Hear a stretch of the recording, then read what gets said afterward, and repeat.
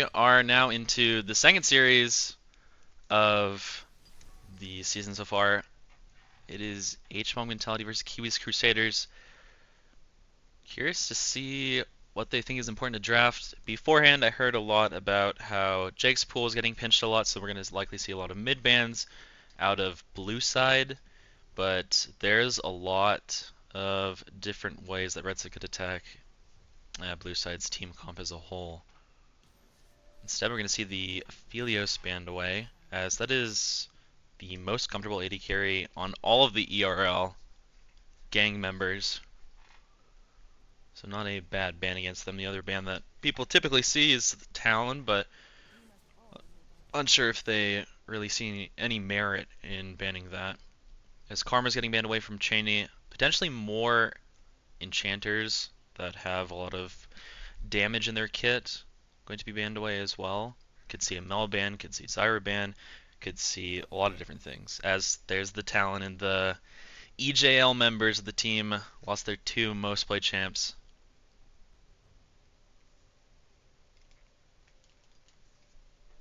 Not unexpected. Imagine from this point we're just going to see primarily mid bans from blue side. Maybe something like TF or Xerath, as Lux gets banned away from Cheney. So they are primarily targeting Cheney. And there's a ban against Hardy, as Leona tends to be his most comfortable pick, but he does have a lot of other engage options, as his Thresh looks really nice, and his Blitzcrank has been played many times in the past, as well as the Nautilus. So quite a diverse set of bans coming out of blue side, targeting support, jungle, and ADC, while red side is primarily targeting Cheney. Champs that are going to make laning phase quite hard for red side. Should see an early jungle or AD pick here. It doesn't seem like there's going to be any takeaways. Instead, they're going to be taking away the Nautilus, which is likely going to go jungle, as I don't think I've seen Cheney play Nautilus before. Curious if red side is aware that this Nautilus can be flexed into jungle. Yeah, the Thresh is definitely comfort for Hardy, and a lot harder to get punished. The Xerath gets picked up, which it can be flexed between mid and support, but I imagine Jake's going to be taking it this time to ensure that he's not going to be tanking any more bans in the second phase. And it allows him to influence the map once he hits 6. And going forward, he has nice long artillery range to ensure that he's able to get out decent DPS throughout the entirety of the game. Kaisa likely going to be going AP as well, so far red side double AP champs. Kaisa could definitely be built more of a mix, but pretty consistent that people go very heavy into AP. As the Jhin gets locked in, Kiwis has a few champs that he's comfortable on, them being Jhin, Corki, and there might be another one that I'm forgetting. So making sure he's on comfort makes a lot of sense. Curious to see if blue side's looking to pick mid here to counter the Xerath, as Xerath Kaisa would be a unexpected lane for sure. Nico makes a lot more sense, as Jhin Nico has quite a lot of utility and relatively strong lane coming out of blue side. But it does mean there's going to be a bit of a mismatch in terms of picks, as both sides have their jungles picked, but mid is not picked for blue side, and support's not picked for red side. So potentially going to see more support picks out of blue side, while red side can definitely look to ban away mid laners, unless they want to ban away top laners, but I'm unsure if there's any specific top laners that Spooky necessarily plays that are going to be frustrating or have a significant impact on the game that they really need to be banned away. They could also be considering that this Nico could be flexed mid, but I find it highly unlikely. Yeah, Syndra ban, So I imagine we're going to see bands like Braum, Thresh. Gragas is a bit strange. It is something that Bibu plays, but I feel like banning away the support pool here to ensure that Hardy's not on comfort makes a lot more sense than trying to figure out what Bibu's champ pool is, as he's played a lot of random champs. Well, right now the engage from red side is not, it's quite lacking at this point. Syndra LeBlanc banned away. Making sure that the Xerath is not going to have too hard of a lane. Maybe blue side thinks that the Xerath could be support.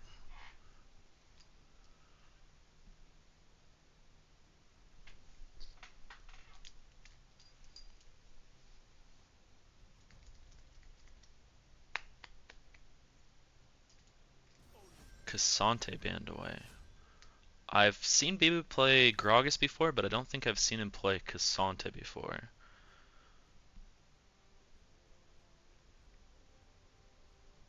Could easily block in something like a Scion here that has more AD built into his kit, as right now red side, if the Kai'Sa is going to be itemizing it a lot into magical damage, they are very low physical damage, as right now the only one that's fully AD is the Jarvan, as Rakan's locked in to provide some additional engage. It's going to be a little bit challenging for him to be able to engage into the Nico in Nautilus, but you definitely could look for flanks and get very creative with the Jarvan. Renekton locked in blind.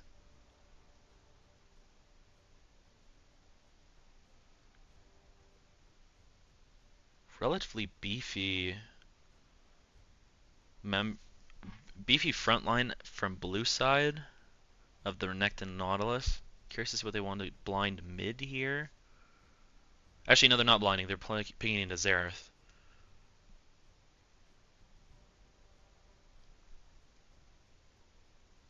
Hui.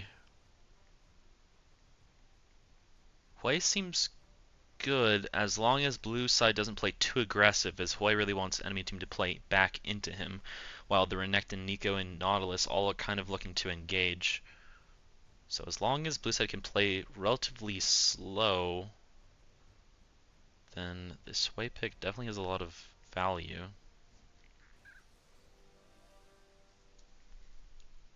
And finishing out their comp with Pantheon.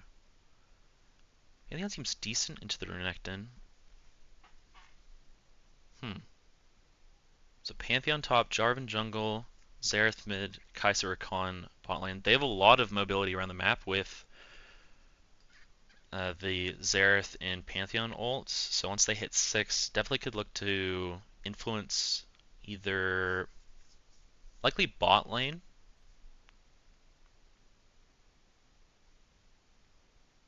As I imagine the Kai'Sa and Rakan are going to be sitting under tower a large portion of this game, as the Nico is going to be ranged while the Rakan's a melee champ.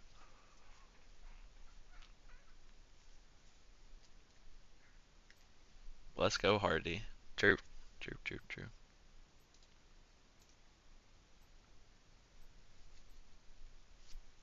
Yeah, this bot lane should be interesting early. Curious to see how much these junglers are trying to influence the map early, as the Jarvan is going to be a lot stronger early, as he's providing a lot more damage than the Nautilus is. And waiting for spectator delay. Womp womp.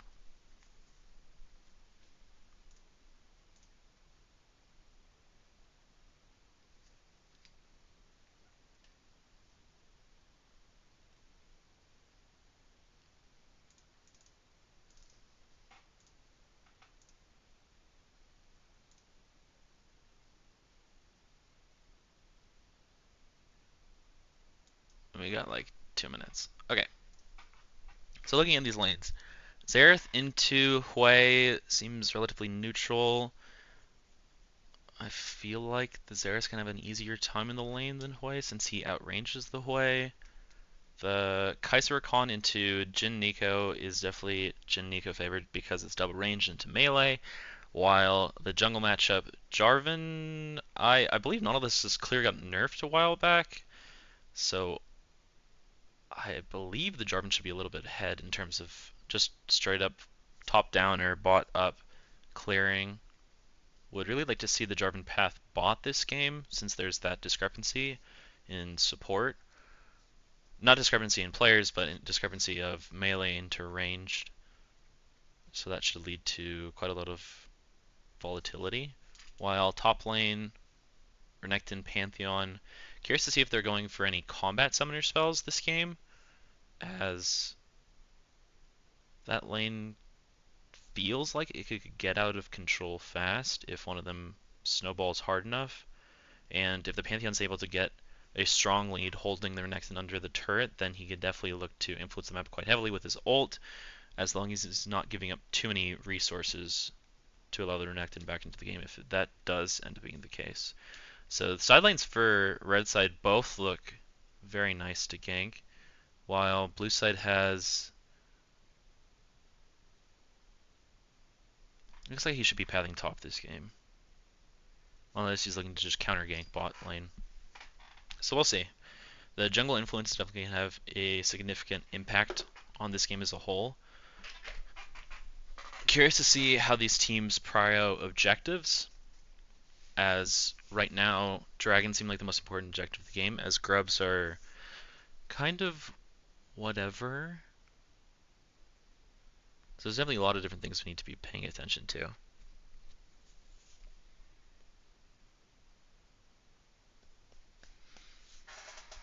Oh, the spectator delay always gets me.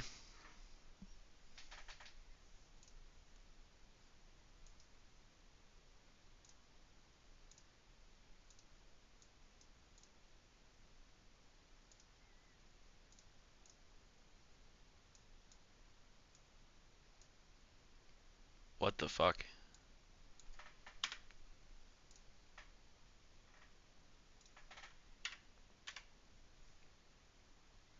That was weird.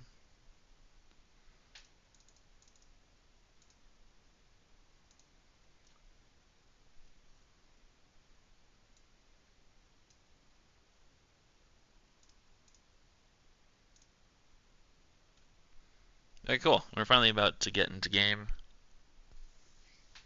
Runes look pretty normal as a whole. It's interesting seeing that the Pantheon has PTA rather than Conqueror.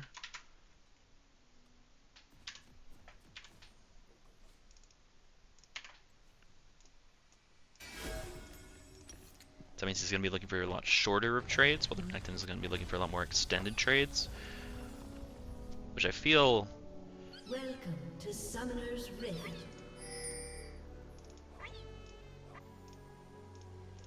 is a little strange coming out of the Renekton, as I feel like a lot shorter trades are going to be a lot easier for him to be able to keep up. Both of them have Ignite, though. It hurts so good. Only my actions. And so Nautilus is going to be pathing top this game, while the Jarvan is going to be pathing down. Plans for you.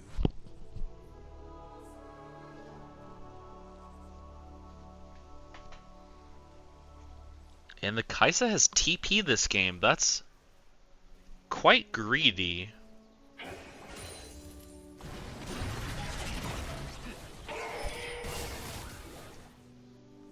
Oh, I missed the first 2 minions of the game. Give a bad take. Name the topic. Name the topic. Looks like Pantheon's having a good lane phase so far. Not using his Q there to punish the Renekton for getting an SCS. A little unfortunate. As Nico in general are already able to shove this lane in. Oh, bad take. Kraken is good on Ashe. Kraken is good on Ashe. Actually looking for something onto the Pantheon. The Pantheon did pop his Ignite.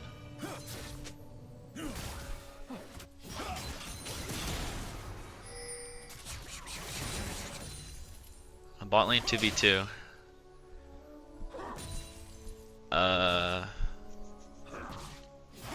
The majority of the time you should not contest level 2 prio.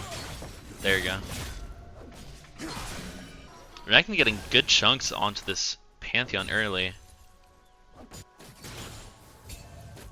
Might be a bit of an uncomfortable pick. coming out from Bibu, but it definitely works for their team comp as the game progresses, as their side lane presence is going to be a lot stronger, as his ability to transition from side lane to mid is going to be a lot easier with his ultimate spell up. As the Zed's already getting some good chunk off onto this Hui. Pantheon just surviving as best as he can, as he's first early. Unfortunate trades just really put him in an unfortunate position. And now these junglers are both about ready to finish their clears.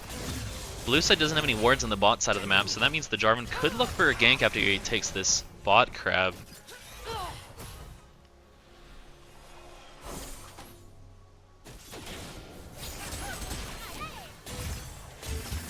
Small little trade from the Nico onto the Rakan. That's been negated from his shielding. So the Jarvan is a little bit faster in terms of his clear, but there's going to be a ward in that bot brush to prevent the Jarvan from being able to get a bot gank off, unless it goes all the way around. And the Pantheon and the Renekton are still fighting up top lane. The Unite pops from the Renekton, and he's going to be able to get out of there.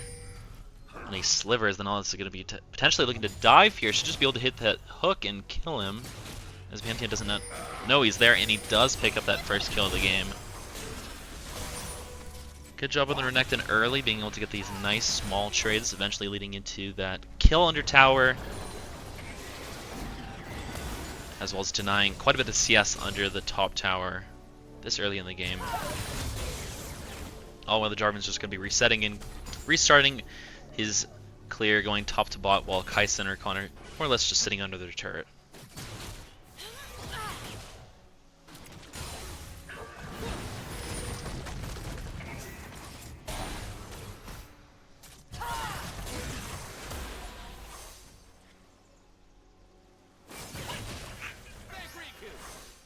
Pantheon's wave, unfortunately, is going to be pushing right back into the Renekton. The Renekton is going to be a lot stronger than this Pantheon as he's up a level. As the Rakan gets a nice engage off into this Jhin, but the Jin's just able to walk out.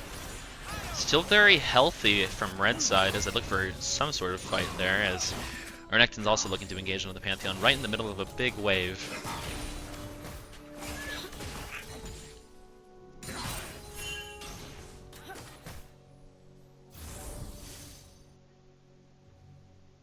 Pantheon's trying to hold the wave here, but unfortunately this is not a freeze, it is a slow push back into the Renekton. So this is honestly favorable for the Renekton. -1.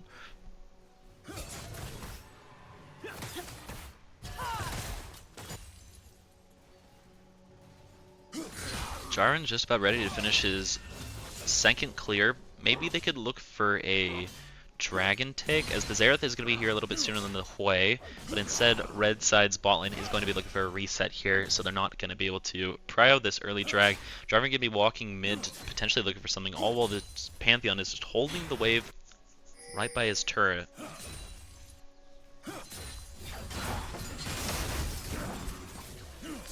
Renekton takes a turret shot, misses a minion,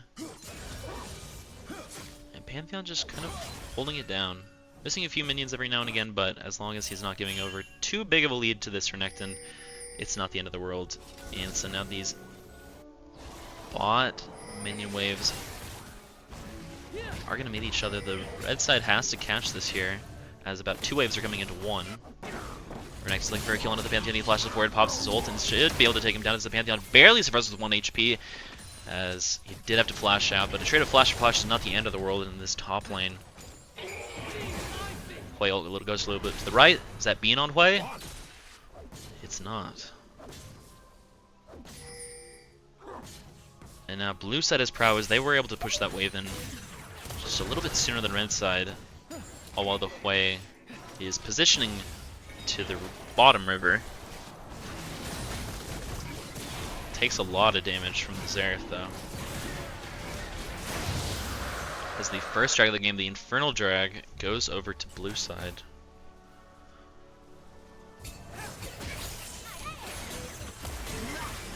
Nice chunk off into this Rakan, but so far not a lot of kill threat in this bot lane. They could look for something here as the Jhin is a little bit out of position, but decide against it. Both should be relatively far from 6, as Kai'Sa's just about ready to hit it on this wave. So is Rakan. Maybe we could see some action here as it looks like the Rakan's looking for his level 6 timer.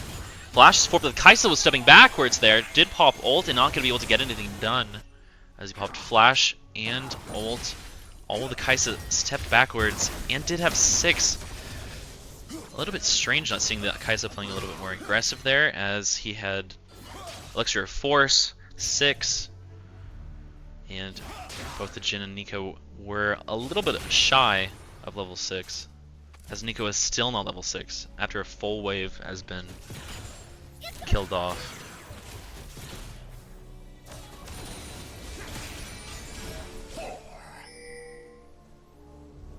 I like the idea, but certainly they were not on the same page there, as Xerath and Jarvan potentially looking for some down bot here, as Xerath does have ult, but they don't have their strong engage anymore, as Rakan blew that just a few moments ago.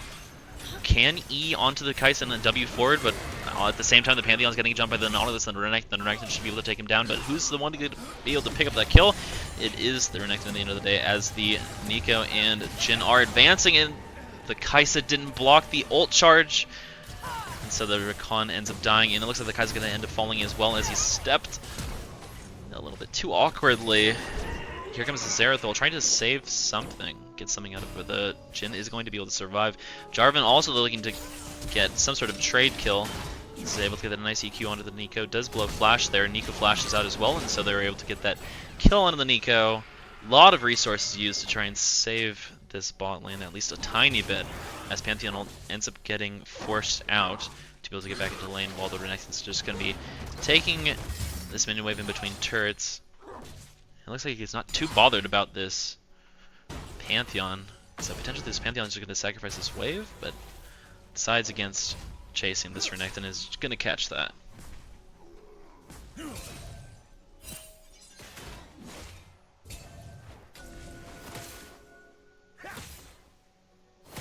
Got drag spawning in about 2 minutes, so we got a lot of time before that objective comes up. And it looks like blue side did end up getting, so they got their first dragon, they also got all 3 grubs this game. So they are in a great position to be able to transition out of the early game into a strong mid game. It's interesting seeing the Nautilus build towards Leandri's first item. I would have more expected some sort of Balmy Cinder item, as the Renekton does no damage to the Pantheon there, as the Pantheon E is just... It seems the Renekton just doesn't know what that ability does.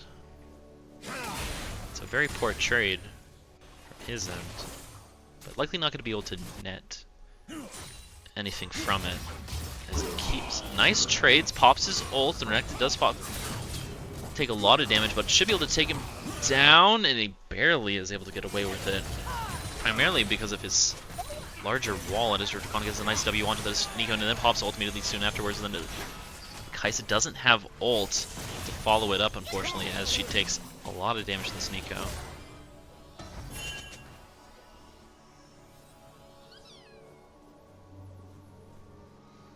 So far, things are looking really good for blue side, as this Renekton is just getting stronger and stronger.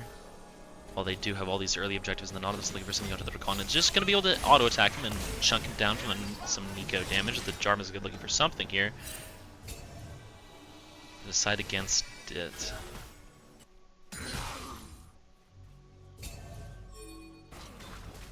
Yet again, the wave's a bit awkward for this Pantheon, as he's actually shoving the wave into the Renekton. But Renekton, instead of deciding to freeze the wave, prevent the Pantheon from being able to get back into this game, he's just going to let him get this wave. So just a lot of back and forth, trading waves more or less in these side lanes.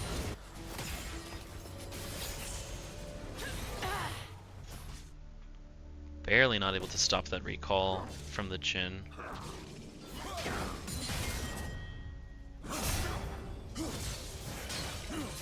Clips this early into pretty much just tab eyes.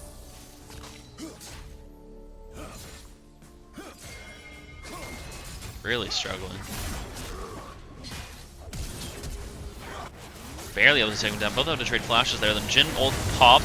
It looks like Jarvan is able to take the second dragon of the game. The Rakan's barely able to get out of there, but it looks like the Jarvan's going to be sacrificing his life, but does a lot of damage to the Neeko and the Nautilus at the same time, as this Nautilus is quite squishy. Xerath ult popped, barely able to take down that Neeko. And so a trade of 2 for 1, as well as the drag, ends up being somewhat of a net neutral play, as it ensures that the soul will be stalled for at least one more drag. But right now, red side is really bleeding in terms of gold.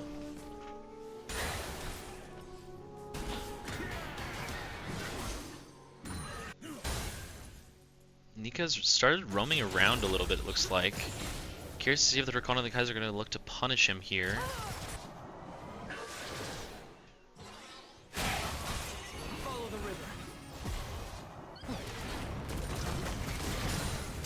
It's not, as there goes the Nico looking onto the Zereth and is able to take him down. Lisa was a little bit scared of that Pantheon ult, but then it just walks back top lane.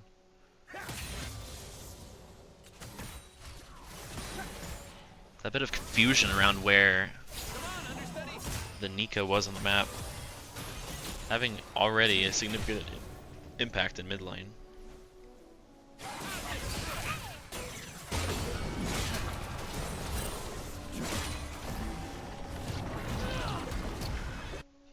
Whale pop, but shouldn't take down this Jarvan. Takes a lot of damage, but not going to be able to take him down as this Renekton now up 2 levels in the Pantheon.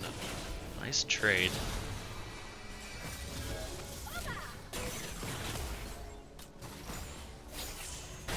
And bot lane for red side kind of just stuck under turret all game. A little confused why they haven't really made any plays down here. As he did path this direction from the start of the game. Just never able to get anything done as there's no vision here, but flashes of the Nico E and is just able to pop this Jhin. This guy says to pop ult along with the Zereth. Here comes the TP coming in for the Renekton. The Renekton is quite strong, is able to pop the ult. It looks to see him down. Should be able to take down the Kaisa as well as the Jarvan soon afterwards. And a nice TP. After taking down top turret, secures a further advantage for blue side as the Hui is forcing mid here. And the ball lane for red side really being such a hindrance to their team as a whole. Bot side and pretty much the side lanes of red side more or less collapsing.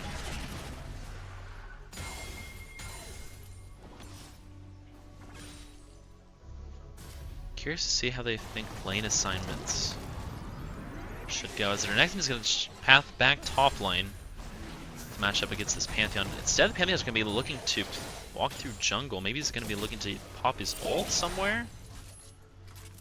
Decides against it.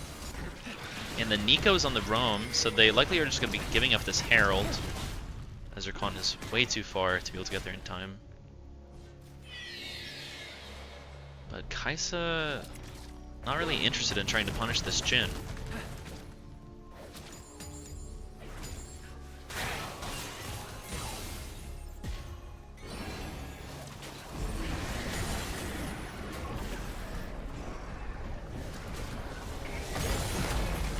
And there goes Renekton looking for a kill onto the Zereth, and Zereth gets popped at the very start of this fight. The Pantheon pops ult. He's likely to take it down soon afterwards. He doesn't have flash, did pop the ult to get here, and takes a lot of damage, but just barely able to walk away, as it looks like the majority of their damage was popped right before he was able to get there.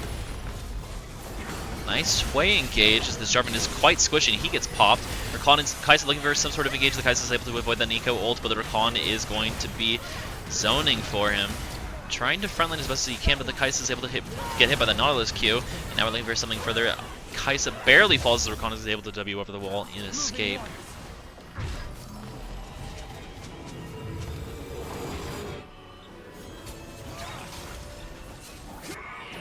Zerethal just a little bit far. And so no one falls from blue side.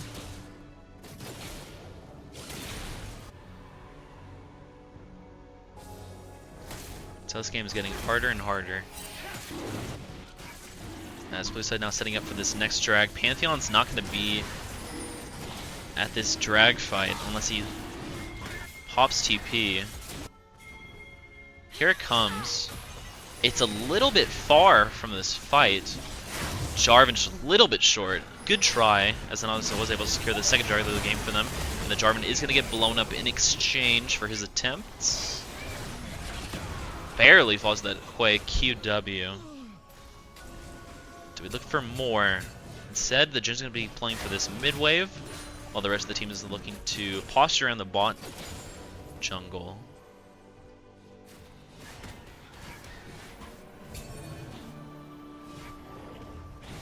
The majority of their kits are up, so they definitely could look for fights, as the Pantheon, it's bugged saying that Pantheon has TP up, but he very certainly does not.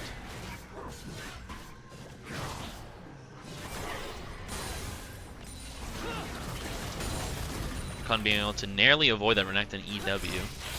As Nika looks for something like Kai'Sa, the Kai'Sa is able to avoid the E, but not the Jhin W, and so she gets taken down.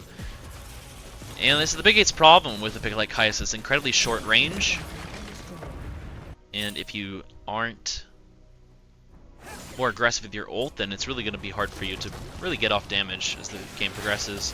And this is why the majority of time people build primarily AP focused builds on Kai'Sa. As Nihilus is walking into Jarvan's jungle, trying to take his second jungle, more or less. Jarvan's just going to be able to get away from him, though, as he doesn't have any other team members nearby to capitalize on this misposition from Jarvan. Gameplay draft. Gameplay gap. Gameplay gap. If Jarvan punished the overextended Jhin and Nico a lot harder early, I think that would have been great. As well as the Pantheon played the lane pretty poorly early, took way too many poor trades. And if he was able to get out of lane neutral or in a slight advantage, then I think he would have been able to influence the map a lot harder than he has been able to this game, as he's just so far behind. Nico looks for something out of the Pantheon, and the Pantheon had to blow Flash.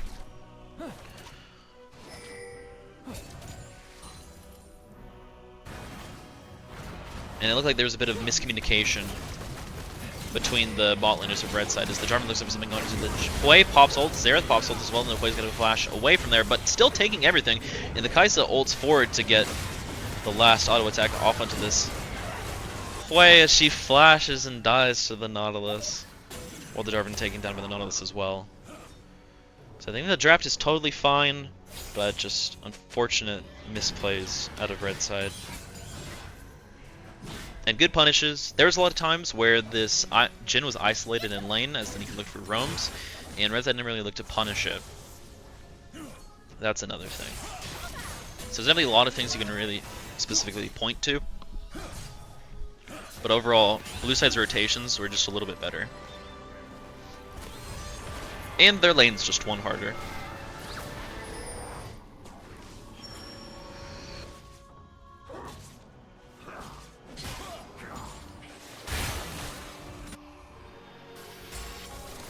Red side looking for something here potentially, but it is noted. As Renekton's stepping over a ward and a Jhin trap.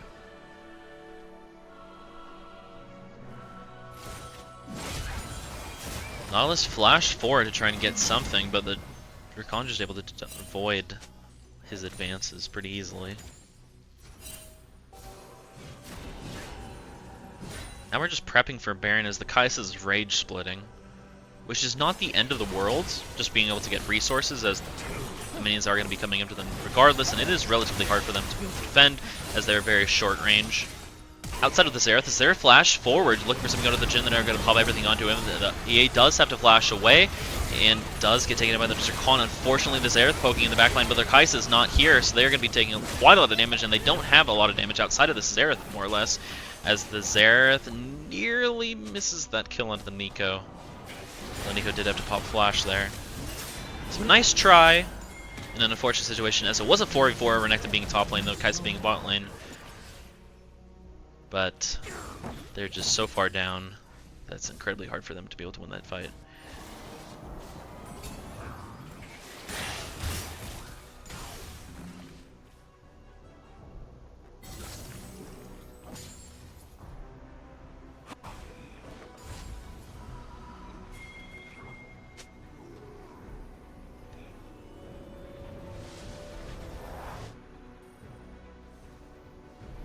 Interesting seeing that the Jarvan's going to be building towards Black Cleaver second, and I know it's relatively standard, but when your two carries are the Xerath and Kai'Sa, as Kai'Sa's very clearly itemizing primarily towards magical damage, they are going to be doing primarily magical damage. The Black Cleaver is only really for the Jarvan and the Pantheon, and these two people are so incredibly far behind that the amount of armor that Blue Side has actually built so far doesn't really matter that much. Well, as we're already starting to see, they are stacking quite a lot of magic resist. As Blue Side is going to be able to take down this third drag.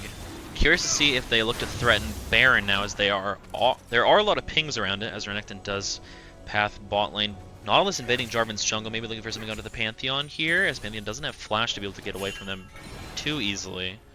He's just going to walk back, as now the Xerath is going to be threatening the top turret. But they likely will have to give this bot tier 2. So a net loss. But again, this is likely a objective, or this tower is likely would have fallen regardless of if Xerath was there or not. And if not immediately, it just would have been eventually taken down as the Jhin pops ult, looking for something onto the Pantheon maybe, as the Pantheon is incredibly low here, but does have a lot of health. And is able to survive all 4 shots. Xerath reset. Now has 2 items. Is somewhat strong, not the strongest in this game, as the Xerath does pop up looking for something under the Jhin. The Jhin's going to be taking quite a lot of damage here, as the Xerath is able to hit all of them, but just barely able to survive. Would have been a nice kill over the Xerath, but it would not have been game-changing.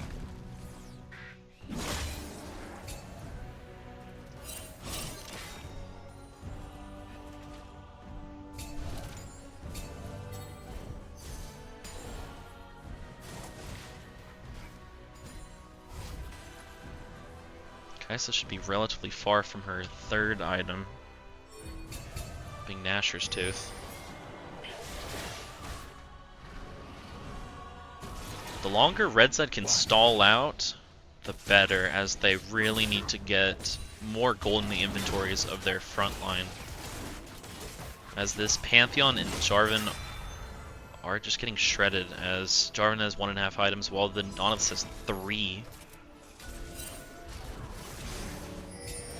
They do spot the Pantheon, and they're able to stop his back barely.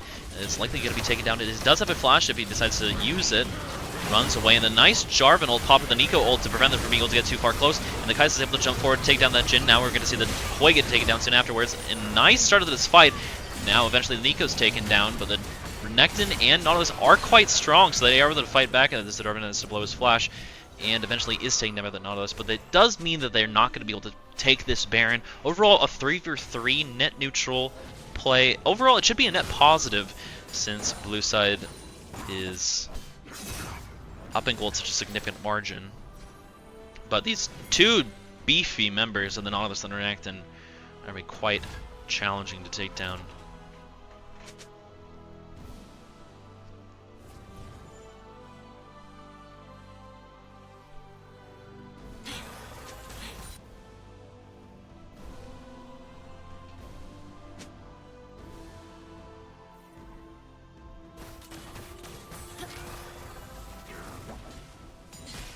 And Black Cleaver finished on both the Pantheon and the Jarvan here.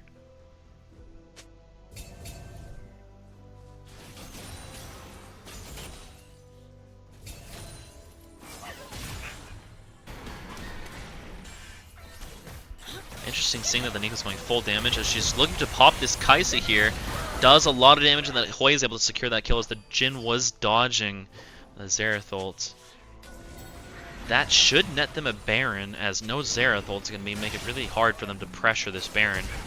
As the Nautilus flashed forward, trying to get onto the Rakan again, but it didn't learn his lesson. As he shouldn't be looking to target the Rakan in the first place. If anything, he should be looking to use that on the Kai'Sa or the Xerath.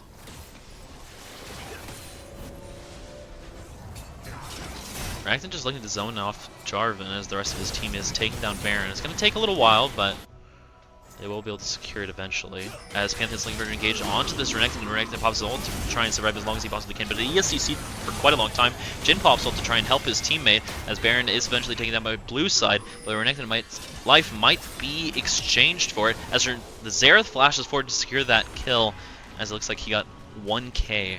So, honestly, relatively worth, as it also gives him a lot of stacks for Magi's. And he'll always have 3 members in front of him, and he's incredibly long range, so if he ever dies, Flash probably wasn't going to save him.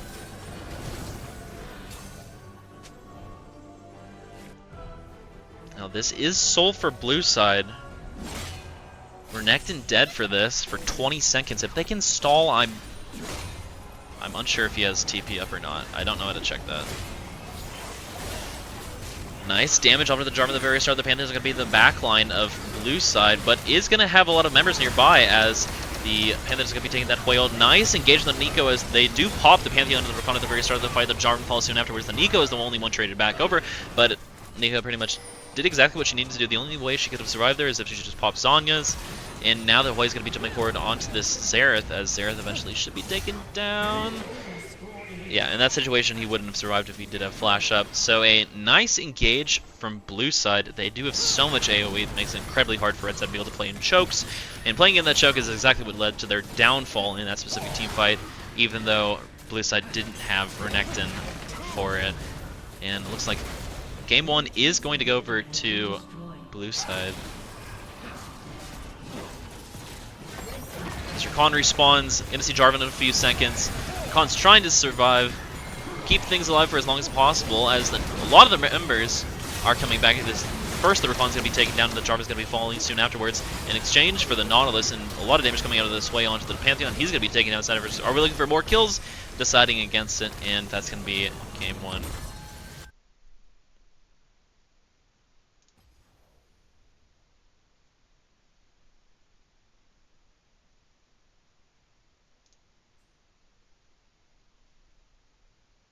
Exciting first game. Definitely a lot of misplays out of red side that game. Let me change this real quick. KCR HMM.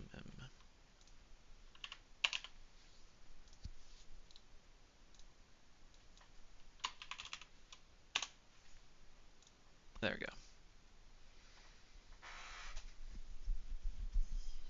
We're really going to need to see the jungle from HMM play a lot more aggressively early when he's playing a champion that isn't just a full clear champ and do nothing, like something like a Nocturne or Evelyn that just want to hit 6 as soon as they possibly can. When he was on the Jarvan, and he has the ability to be as proactive as he possibly can, like he was in the exact position he really needed to be, which was he was in bot lane right as the enemy team was pushed under his turret, but instead of looking for some sort of play, he decided against it. He had a lot of creative potential, like he could have EQ'd over the back of Dragon Pit so that the ward that was in River wouldn't spot him, as well as walking all the way around or going through lane. And so that lacking of playmaking early really hurt bot lane, as they were always knowing that they're going to be in a tough lane, and there was a little bit of miscommunication between the two bot laners of red side, as there was at least the one time where Rakan looked for an all-in engage, and the Kai'Sa was stepping backwards, even though she had ult up, and they were level 6 to level 5s of the enemy team, and decided against fighting. So really need to make sure that everyone's on the same page in terms of what they want to do as a team, and top lane cannot go that bad for this future game if they actually want to win, as that was quite the problem, as it allowed the Renekton to be so incredibly tanky and to be able to just control the map a lot easier than he should have been able to. And so curious to see if we're going to put Bibu on something more comfortable, as the Pantheon did not look comfortable, and hoping that the jungler from HMM is going to be playing, again, just more proactively.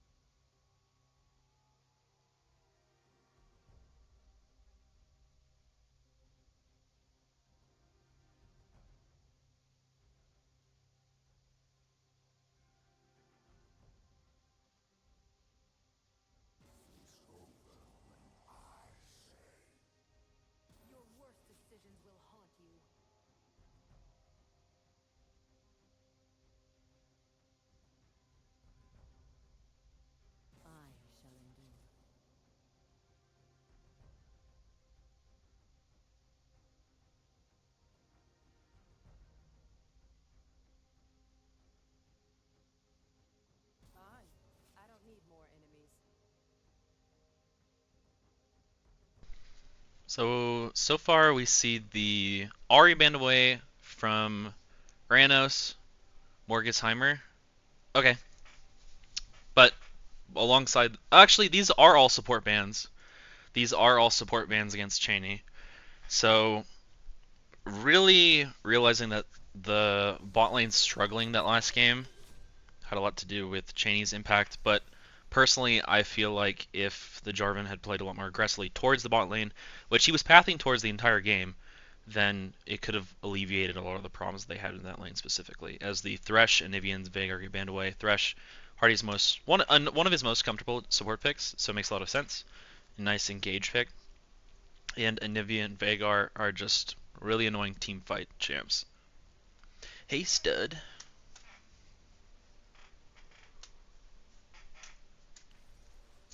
As we're gonna end up locking in Varus.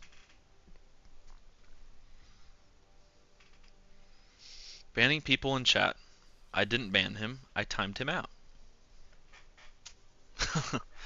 I miss you too, Colby. The best for all for right now.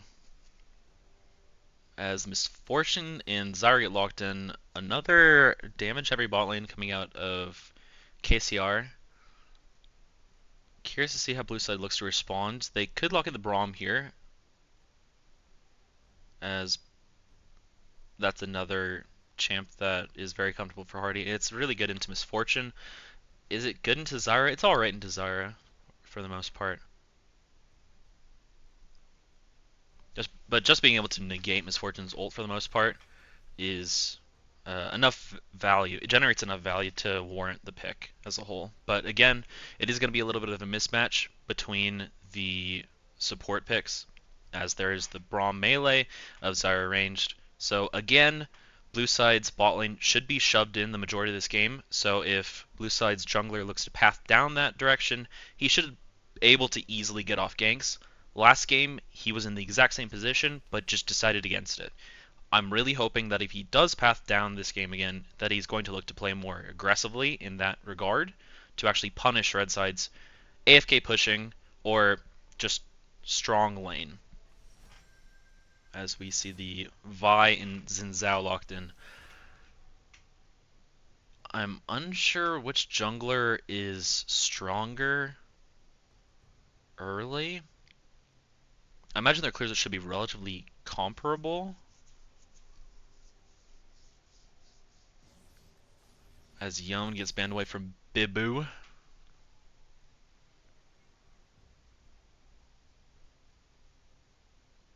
But so far I like Blue Side's team comp more than I like their team comp the previous game, as it feels a lot easier to play as a whole.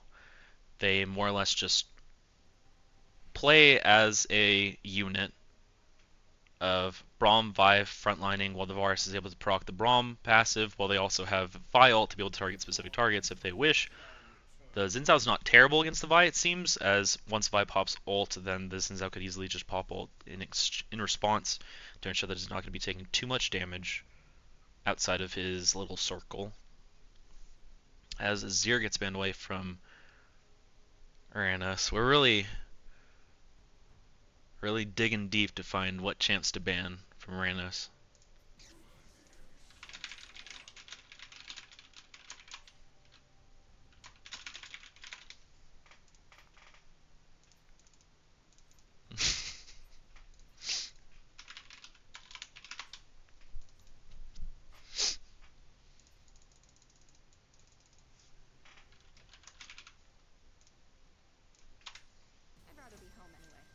And I'm just telling them what to ban.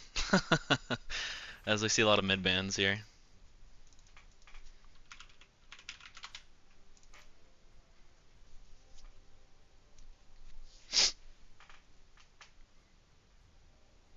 Yeah, so far, Red Side doesn't really have much of a front line. I imagine they're going to get a lot beefier in top lane, but we're likely going to see some sort of mage, similar to the Hui's last game. So, likely going to have 3 backliners. Orianna plus Xin Zhao's alright, as Xin Zhao's going to be able to providing a nice ball delivery, but so far, primarily to target the Varus.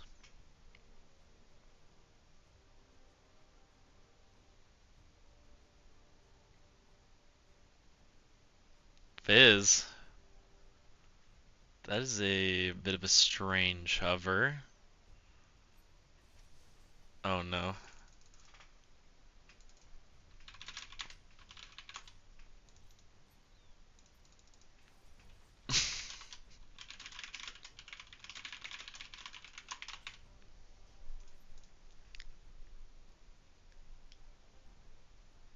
Hmm. It's definitely more interesting than the Xerath. The Xerath wasn't really able to roam around the map as easily because he was stuck in lane against the wave with pretty decent wave clear. So now it's likely he's going to just trying to shove waves and roam as soon as he possibly can. Helma. The fuck? And the Lowy picked into the Udyr top.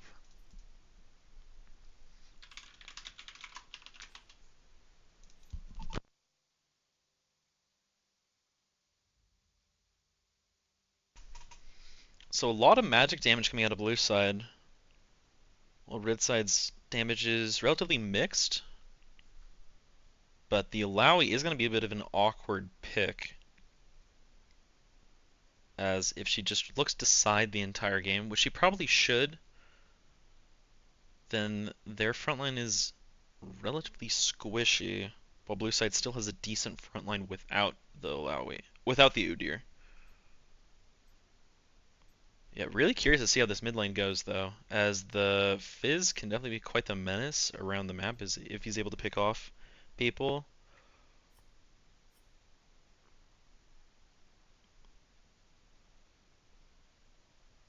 Yeah, very, very interesting. Very interesting. It should be a lot harder for this Udyr to die into the Alawi. Is going to be, I imagine, maxing W first, but he could definitely look to max Q or ult. So there's definitely a lot of different builds he could go.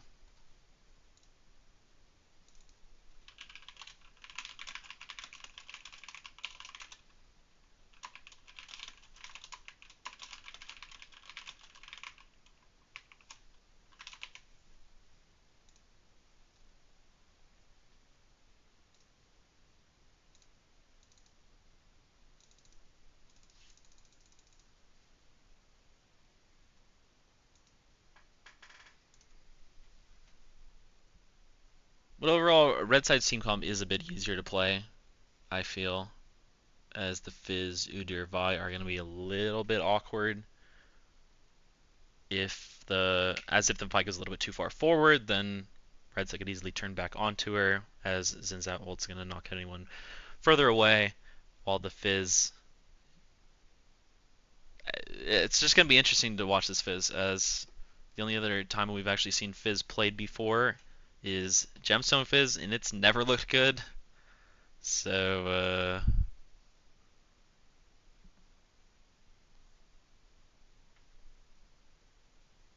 we'll see. We'll see. It'll certainly be entertaining.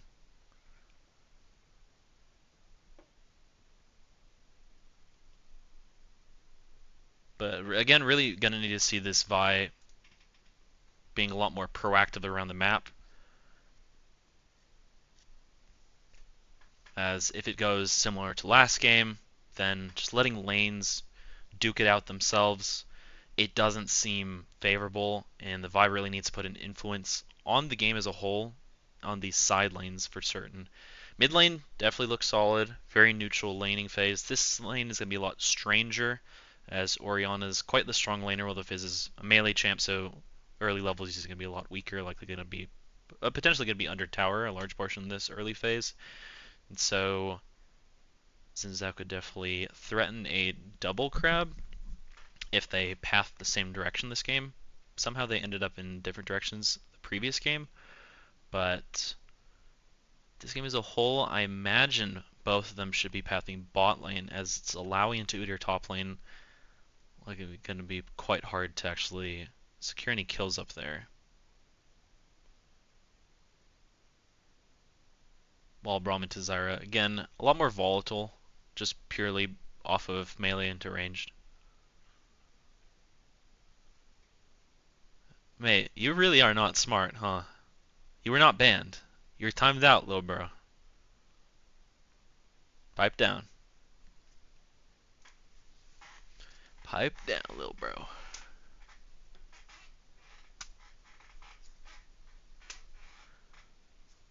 You'll ban him?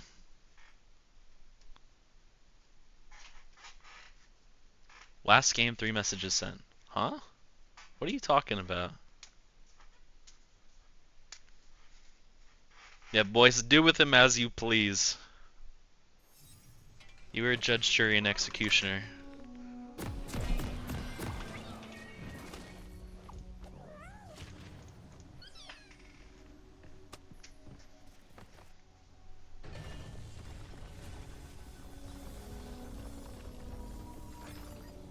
Welcome to Summoner's Rift.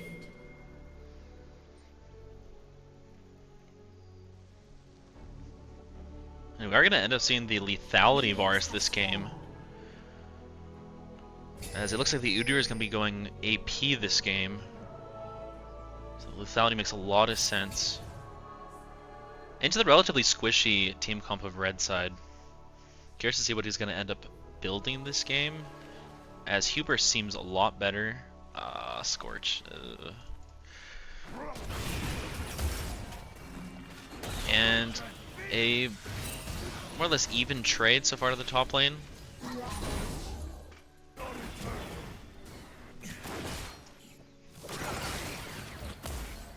As our E is going to be dodged, and nice trades from blue side so far in the bot lane.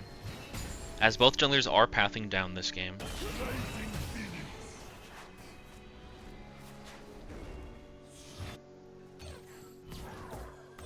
And Fizz getting chunked out quite heavily already. But this early laning phase is going to be quite hard, and the Udyr already looks a lot more comfortable as the Zarya is going to be able to hit that E onto the Varus.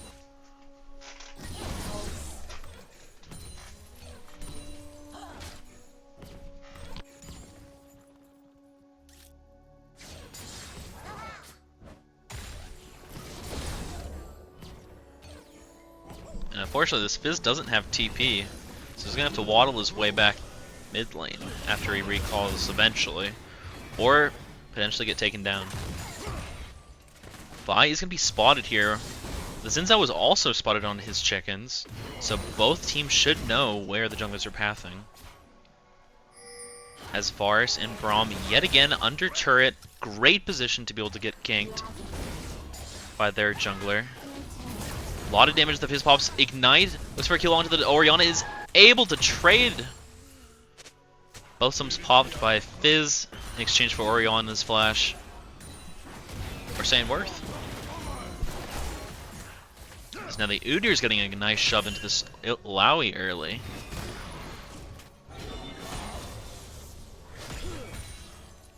It looks like the Zarya and Misfortune are just going to look for a reset here, knowing jungle timers. Does mean that blue side is going to have power over this bot crab, but the Vi is a little bit slow on her clear, so the Xin Zhao's going to be able to get there maybe a little bit sooner, and so the Vi is just going to end up cancels a recall. Is blue side's bot lane going to support the Vi here, though? And they are there just a little bit sooner, and the crab is picked up by the Xin Zhao. Nice spawning out of him. Is going to flash away, though, and the Vi's going to end up having to recall. And we're going to path back top side to get that top crab, and then path down, maybe looking for something under the bot lane. The second clear.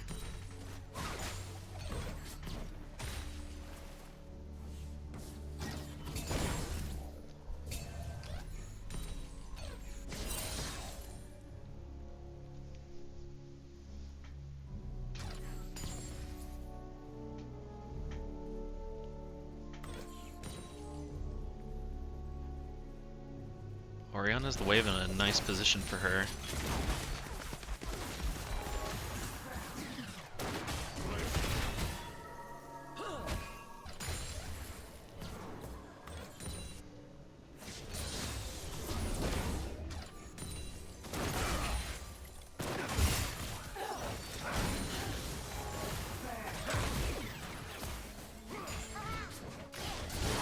Nice chunk from the Fizz onto this Orianna, but it's going to be taking quite a lot back.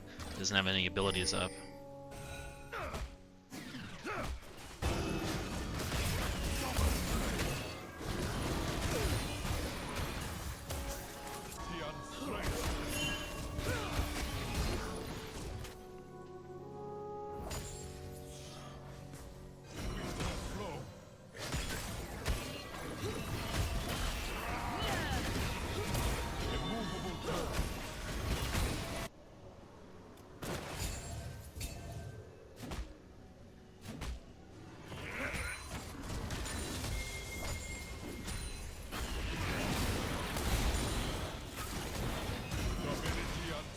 Now Alawi fully out of mana. This Udyr can look for a kill onto the Alawi. And is just able to easily take her down. Quite a misplay from Miss Alawi here. So far, pretty good early game from blue side as by sweeps Tri-Brush when there's a pink in the bush as the Braum flashes forward just to be able to auto-attack that Zyra, and now we're looking for two different targets. Should be able to take down this Zyra as the Xin Zhao is taking down this drag here. As the two flashes exchanged for the Misfortune flash, as well as the Zyra kill. But red side is able to secure the first drag in the game. Somehow it's Infernal Drag again.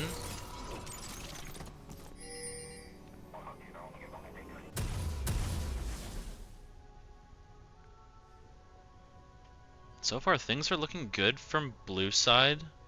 Curious if they're interested in contesting these grubs that are spawning in about a minute and a half.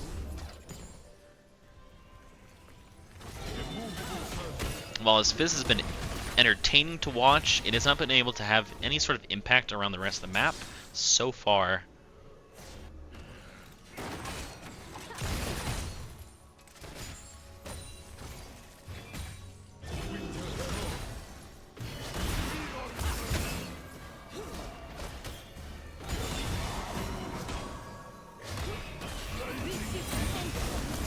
Looking for an all-in onto the Udyr, does pop ult, not able to secure a kill, or even a good trade, as this early Warden's Mail made it quite hard for the Alawi to trade back onto this Udyr, as she does end up flashing away.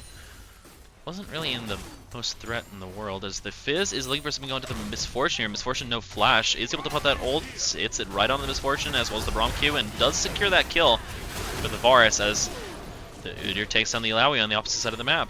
Well played from blue side, but it is going to allow the Ori to be able to get a few minions as well as a turret play, potentially two. Now we're looking for something onto the Zyra, but the Zyra's going to be able to get that root off onto this Varus. Maxing E on Zyra. Yikes. And going Lost Chapter first item. What the hell is this?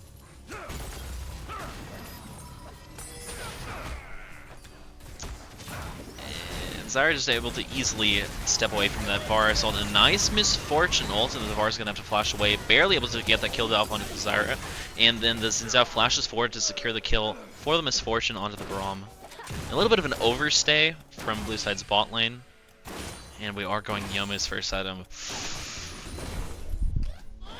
Ugh. And so more or less giving away their lead right back to red side's bot lane.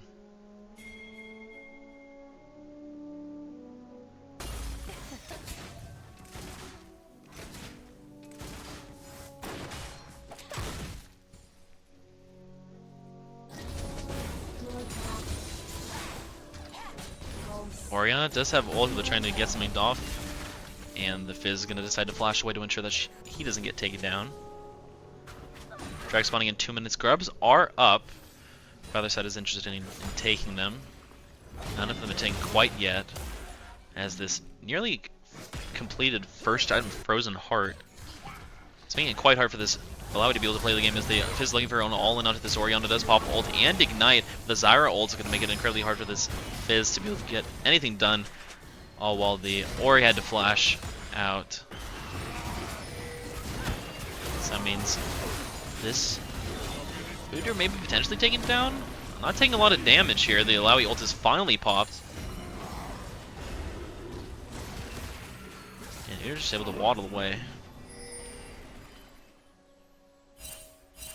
All since I was taking these grubs.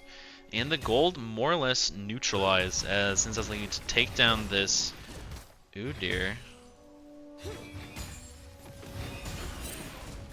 Looks like he was spotted. Fizz potentially trying to defend this dive. It's going to be quite hard, as Udyr does have the empowered shield. Does end up popping it, nearly taking down this Alawi. She falls lower and lower, barely doesn't fall, but the Fizz is here to potentially look for a trade kill. And he does get it.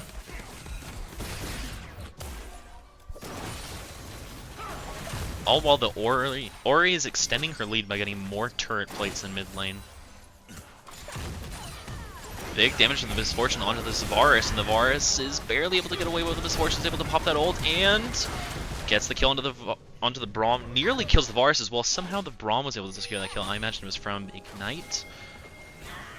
And Zyra looking for more. If she's able to get a QW plane onto the Varus, it would kill. Now Udyr's looking for something onto this Orianna, but the Orianna is relatively mobile, but taking so much damage and is eventually taken down. Kind of just ran down in the middle of the lane. This is incredibly greedy by this Varus here. But those plants just a little bit too late. As many waivers are just going to be able to tank those. As the Udyr's sprinting down bot lane, trying to look for a kill into the Zyra. The Zyra does have flash. And that E is avoided. So it should just be a relatively free kill. Able to pop the W to ensure that he doesn't get taken down by the turret. Nice movement around the map by this Udyr. And quite the overstay by the Zyra. A lot of overstays by both sides.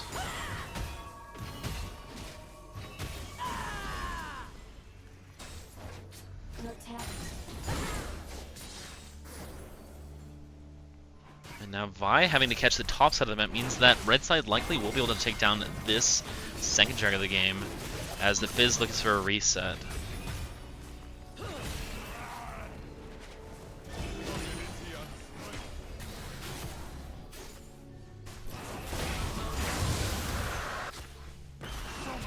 So first two dragons of the game, it's going to be Ocean Soul this game.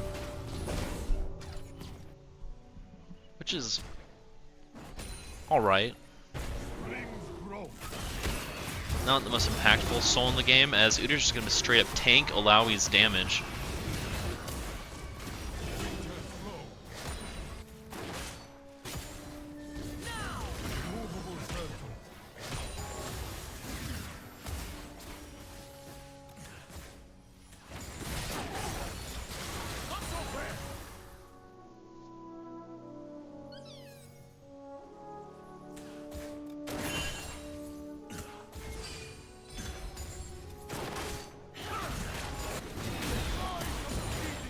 And not a lot going to go on right now, but Xin Zhao on the top side of the map could look for some sort of punishment of the Udyr, but the Udyr is so incredibly tanky, I can't imagine he's ever going to be taken down in the near future.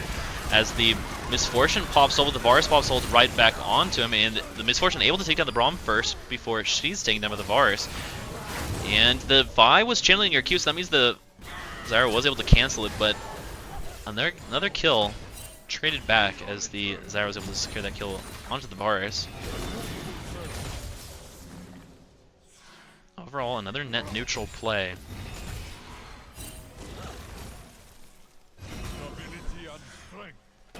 Xin Zhao's looking for something up here, but I really struggle to see how they killed this guy. Has frozen heart, as well as his massive shields.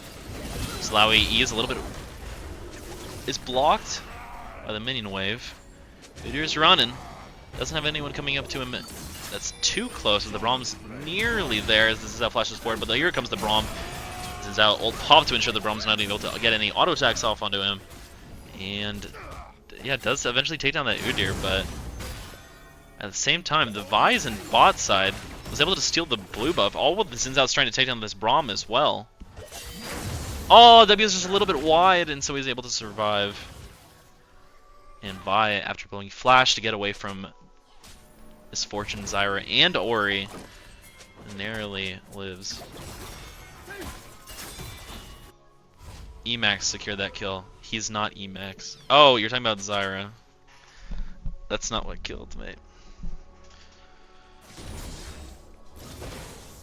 Oh, Fitch, if you want bad takes, you should just ask Mike. Mike has really, really good bad takes.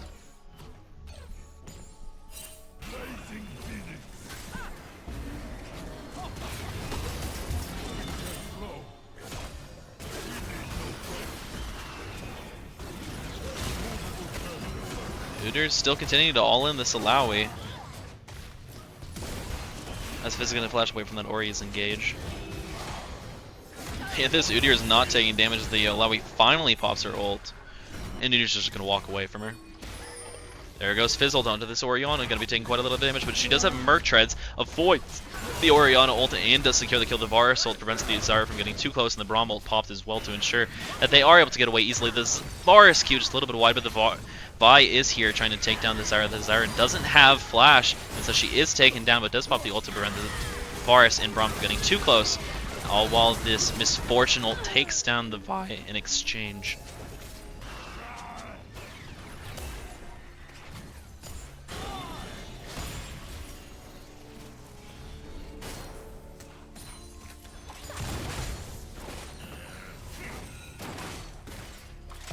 Now this Varus is really going to struggle to be able to take down the Misfortune, as Misfortune has Bloodthirster into Lethality Varus.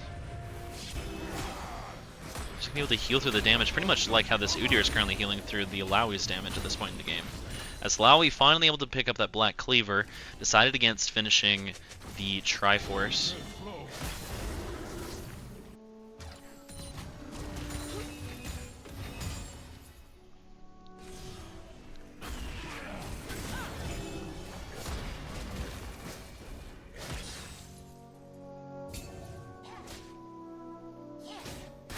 Next track spawning in 20 seconds. Since I was on the right side of the map, but the Vi is a little bit late, so that means Red side is going to have prio around this objective a little bit sooner than blue side. Gonna make it a little bit hard for them to be able to easily get in, as the blue side is going to be pushing this wave under tower. Misfortune is going to have to give up that wave. Instead, he's going to pick it up, but he's going to be late to this drag fight. Zyra, Ori, and Xin Zhao are the only ones on it at this point. Xin Zhao's looking to engage, as for some reason we're going to continue to watch this Alawi Udyr fight, which is never going to end a kill. A lot of damage though, as Ori is trying to prevent this Vi from being able to get in. Doesn't pop ult to prevent her from getting in. The Vi was able to steal that, as the Ori pop her ult eventually did a little bit of damage to blue side team combat. As Zyra ult is going to be able to secure that kill onto the Vi, and now we're eventually going to see that kill onto the Fizz, and this Xin Zhao is going to be beating up this Braum, and a massive teamfight win for red side, as the Alawi was eventually able to take down this Udyr. That Black Cleaver item completion being all he really needed to be able to finally take down this nuisance. And is up about 50 something CS. That's not good.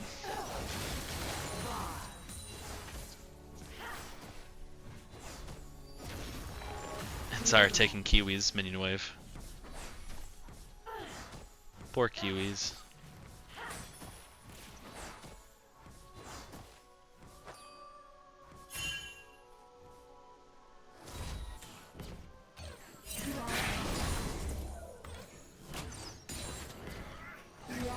Misfortune now quite strong. Alawi can easily side into the Udyr again. Now it's really curious to see how blue side is going to match their laners. As Fizz was able to pick up Lichbane, Misfortune should be able to take down this bot turret. There are a lot of people nearby, as the Braum, Vi, and Udyr are looking to potentially engage. The Vi is going to be giving away her position by trying to take this wave away from the Udyr, a little bit strange.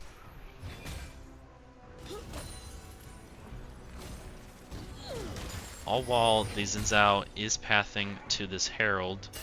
He's going to spot up the Fizz here. Nice chunk from the Fizz onto the Xin Zhao, but there are quite a lot of members nearby, and so the Ori ult is going to be popped, doing a little bit of damage to exchange. Misfortune ult pop, but cancelled by the Vi. And another hard one teamfight by red side, as the Udyr's damage is quite lacking, as he is full tank. But the Orianna taking by the Varus, as the Udyr's looking for some sort of kill onto the Zyra, and through all of that, the Fizz gets taken down by the Misfortune. And Zyra's going to try and run as best as she can away from this Udyr, and as the Udyr is eventually slowed down by this Alawi E, and taken down. Oh, the Varus is able to take mid turret. It's going to take a while, but Alawi decided it's not worth trying to take down this Herald.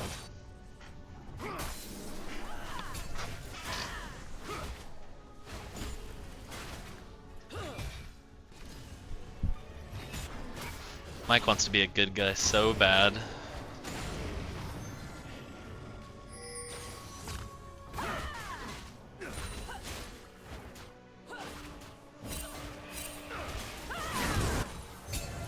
because blue side was able to steal that last ocean drag, it does mean that red side is not going to be on soul point quite yet. But it still is an important fight in minute 30, as likely neither team is going to be threatening the Baron this early. Curious to see if the Udyr's going to be building more AP sooner rather than later. He is down quite a bit of CS already, but if he's able to get more damage related items, he can definitely be more of a threat, as in that last team fight he was able to get his ult off onto the enemy team quite a bit. But again, he just doesn't have any damage so far. Doesn't even have upgraded boots, which is a little bit strange.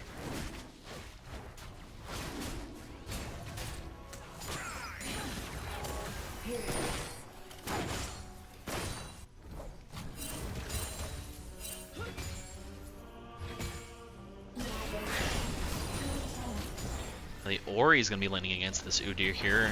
Down 2 levels, but does have Merc Treads. And outranges him.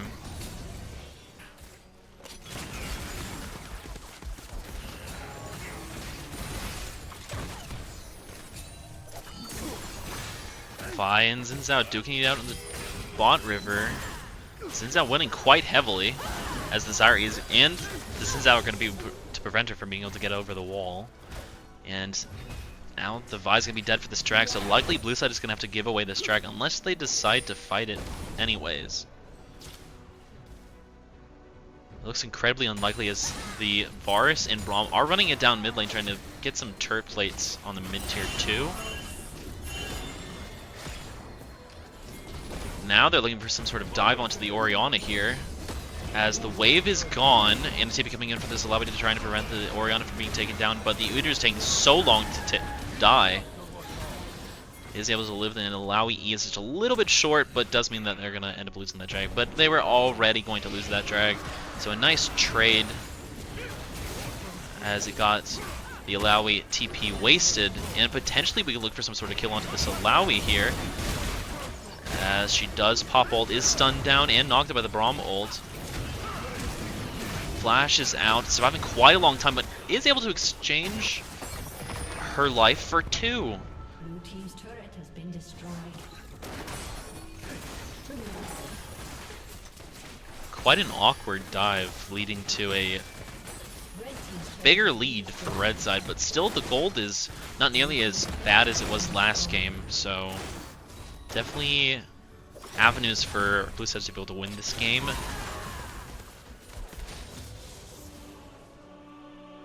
Game is definitely getting harder.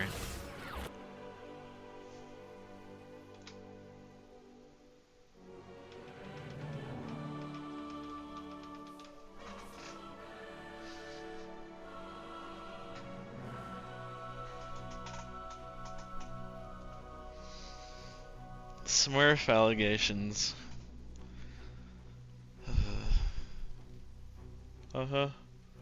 Yeah, man.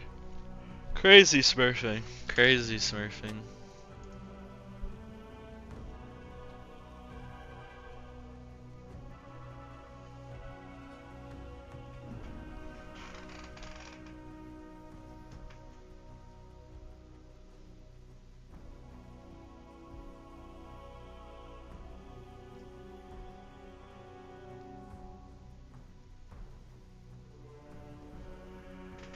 It looks like Bean's team is about to win 2-0 in the other series. Lovely.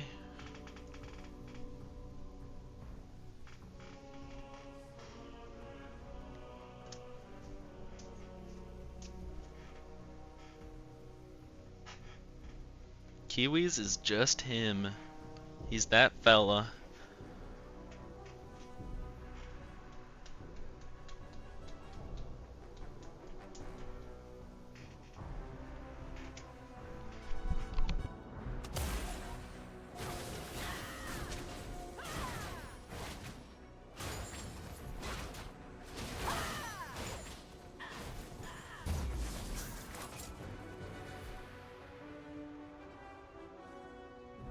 I was going to pause for a little bit so that it can catch up. I thought they changed Spectator to be in line with games, but it seems like the one that we're currently in is just bugged for some reason. Maybe it's because it's tournament draft, and tournament draft has to have delay, but unsure. Both teams relatively close to one another in terms of gold, as Red Side is up about 2k. Malawi up about nice chunk off into this Braum, but not going to be able to net anything off of it. As Red Side just hovering around this Baron, as Soul spawns in about 3 minutes. They could just wait for Soul and maybe potentially look to just trade to get a free Baron without having to fight, if blue side thinks that the drag is worth more.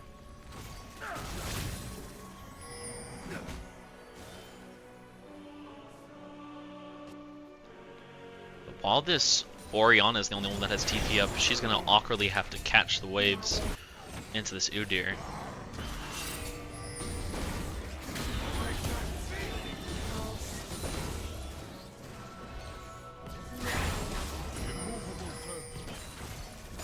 And the Vi's the one catching top wave.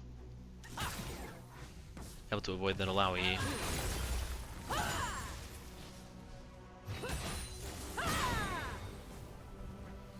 Small little chunk of damage off into this Alawi. As blue side spots out the Xin Zhao. And we get closer and closer to this soul spawn.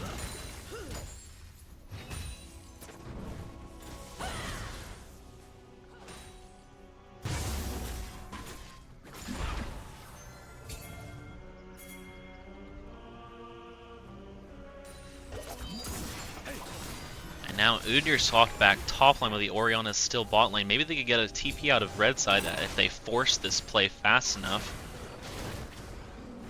Would like to see them trying to look for a pick. They do have Braum, Varus, and Vi, as well as the Fizz. So they have a great pick comp if they decide to threaten red side right now. Since looking for a reset here, but it's going to end up canceling, and now they're looking to engage onto this Alawi. The Alawi does have 2 members nearby her. It isn't going to pop her ult quite yet. Does quite a bit of damage off to this Udyr at the very start. This is going to be looking for engage off into him, and he's going to be taking a lot of damage. He's actually going to be end up getting popped, as Misfortune is going to get canceled by the Vial, but she is going to be getting traded back over, as the Alawi is going to be taken down by the Varus, and now the Fizz looking for something. The Orion ult is going to be dodged by the Fizz, and a big exchange of kills in favor of blue side as the Zyra is going to be able to narrowly avoid death, but instead the Udyr's going to be flashing forward to ensure that she's taken down. Pops the insanely large Udyr shield in an ace in favor of blue side, only trading over that Vi, who essentially tanked that full Misfortune ult to ensure that her team was not going to die to it, even though she does have Braum E to stop that as well. But alas, this should net blue side a Baron, and they already have a gold lead, so if they're able to take this Baron, then should be able to easily look to play for this soul. A lot of summoners wasted out of red side as well, as Ori doesn't have flash, TP, the Misfortune doesn't have flash barrier, and the Zyra doesn't have flash or ignite either. So they might be a little bit late to this drag. So more or less a trade of Baron for Soul. But again, this Soul isn't the most impactful one in the game. If it was Cloud, if it was Hextech, then it would be certainly more frustrating to play against and more worth playing around more heavily. But now this Varus is at 5 items compared to the Misfortune's 3.5. And so if they are able to play around the Fizz and Varus, then I definitely foresee blue side having an easy time being able to threaten these outer turrets, as the Udyr should just be shoving in top lane instead of doing Krugs. It's a little bit of wasted time, but maybe he's going to be able to get Leandries off of that. No. Okay, he had to sell his entire inventory to be able to purchase Leandries. So he ends up getting his item, which is a nice spike in gold. But when you have Baron, you should be threatening these towers. As right now they are wasting quite a bit of time. as Baron is nearly halfway gone, while Ocean Soul is forever.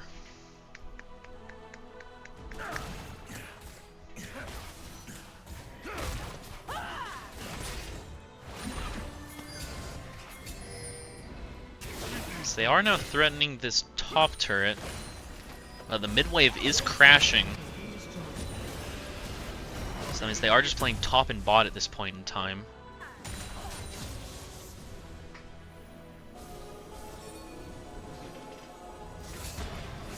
Lowy is spotted on the bot side of the map. We're just gonna take a bit of damage from this turret, as well as the Alawi. Pops that massive shield to try and save his life. Does have to dodge the Alawi, but not able to do so. It takes a little bit more damage.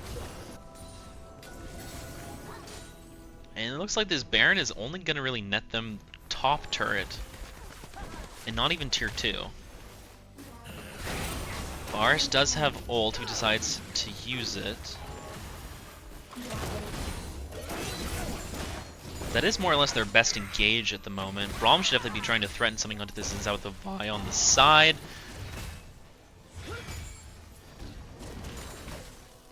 But yeah, a bit of a wasted Baron. More or less that teamfight win, as well as the gold netted by the Baron, were their big takeaways.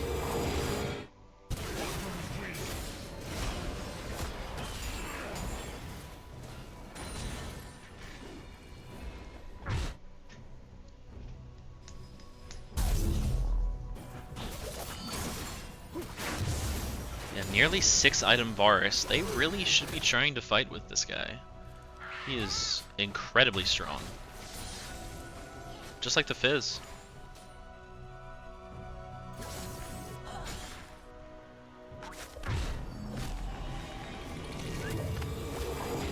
Yeah, Baron gone now. Massive swing of gold. But just not able to use it as optimally as they had liked.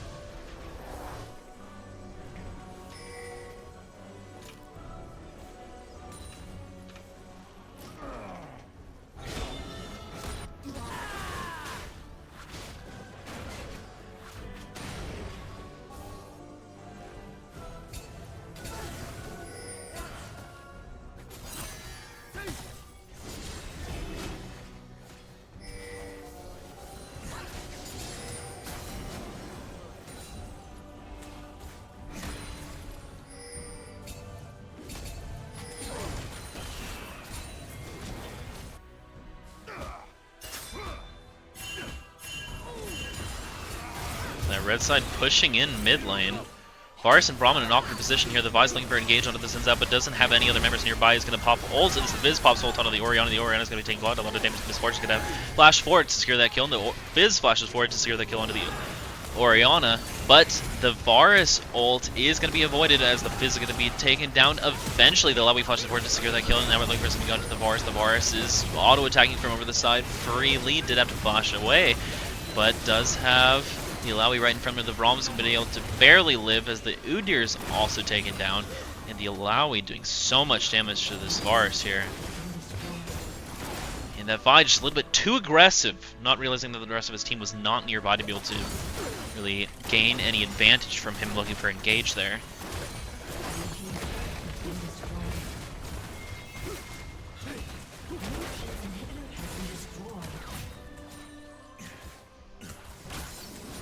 There's the bad takes you're looking for, Fish.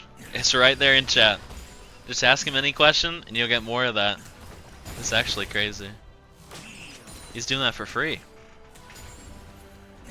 Kiwi's the best to ever do it, mate.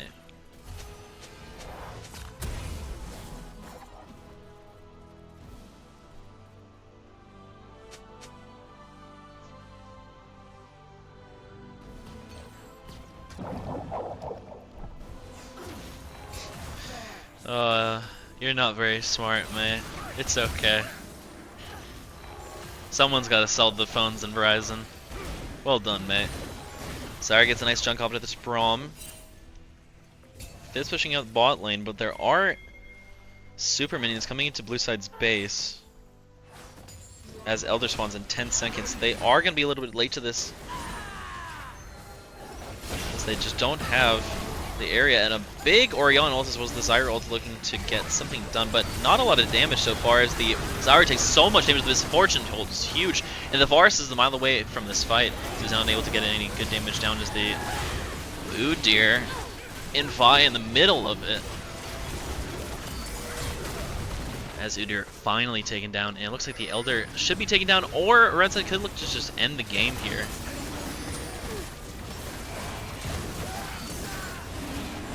So many minions coming into blue side space. It is going to be a challenge now with Elder and likely Baron, as red side should just be able to easily transition up towards that.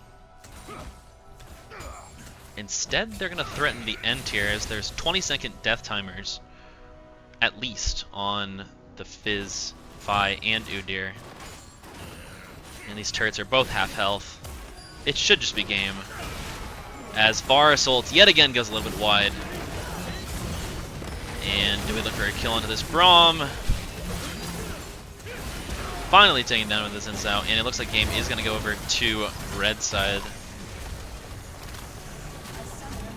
Very, very, very close game 2, but unfortunately the macro was just a little bit unfortunate, and positioning was just a little unfortunate from blue side. I'm fine with giving Kiwi's MVP.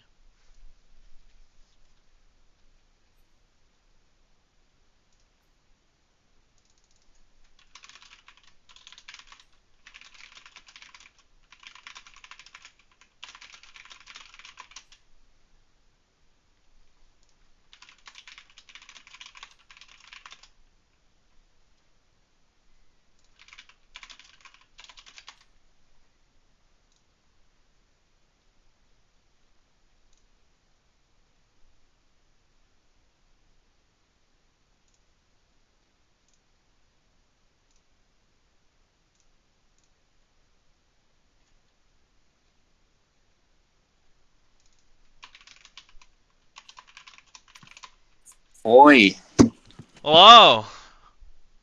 what's up, my dude? What's up, my dude? A very stompy game 1. You guys looked really strong in sides, and then game 2 a lot closer of a game. Overall, did you guys have a clear idea of how you wanted to play out this series before even starting? Yeah, ban their champions that they play and then make them play stuff they're not comfortable with. Ban their champions. Nice, Mm-hmm. nice. Very nice, very nice. Turns out Nero only plays like 2 ADCs, so it is what it is. And you play like all of them because you're the best, right? Oh, yeah. They just don't care about me because they think I'm trash, so. You put on a clinic. You popped off, mate. Yeah, dude, that's that Miller High Life tonight, bro. The It's Miller living High dream. Life? How many? How many? What? 6 by the end of this? You killed 6. That champagne and beer, bro, it brings the best ADC out of me. My Stream goodness. sponsored by Miller High Life, champagne and beer. Nope. It's not. Damn it. But I respect. That'd be crazy if we were sponsored by a beer company. Holy. We need it. Yeah, those are good games. The second game was, I felt like our team comp was a little harder to play in the second game. Mhm. Plus, Jake's Fizz is just annoying and scary. But then he just started inting team fights by not killing me right away and just going for somebody else. I don't know what they were doing. True. They didn't respect the GOAT, and they got punished. Yeah. That's just how it goes. But it was good games, though. And then our team just had good comms the whole time, so clear like playthroughs and then just talking, making sure everything is chill. So it was a good time. That's good. Yeah, definitely exciting. Definitely a fun series to watch. Game 2 was definitely a lot closer. And the Fizz was so unexpected from what I was thinking Jake was going to end up playing, but yeah. Yeah, that was something. But Jake's a wild card, man. You can't ban out Jake. He just plays everything because he's played this game for 25 years. So. Yeah, he's an old man. Poor Jake. Poor Jake. Any other words of wisdom from the GOAT himself? Yeah, dude. Just start from bronze and vibe out to plat. Eventually, it makes you better at the game, I guess. Big. It's been a good grind, but I'm just glad I'm allowed to play in this league because now I'm officially plat, so I can play. You guys can't kick me out. I am back. He's Fear back. me. He's back in Can't wait good to end memory. next season. I'm gonna end next series so hard, but it's alright. Nice. Any idea who you Nah, guys are but playing next? I have no idea. You can. Fair enough. I let Zach take care of everything. I just tell him I can play. That's why he's the captain. Being a Damn captain's straight. such a scam. Hell yeah. Well, thanks for All right. playing. It's fun Yeah, man. watching. Appreciate you casting. Of course, of course. Thanks everyone for watching. No idea when the next series is gonna supposed to pop up.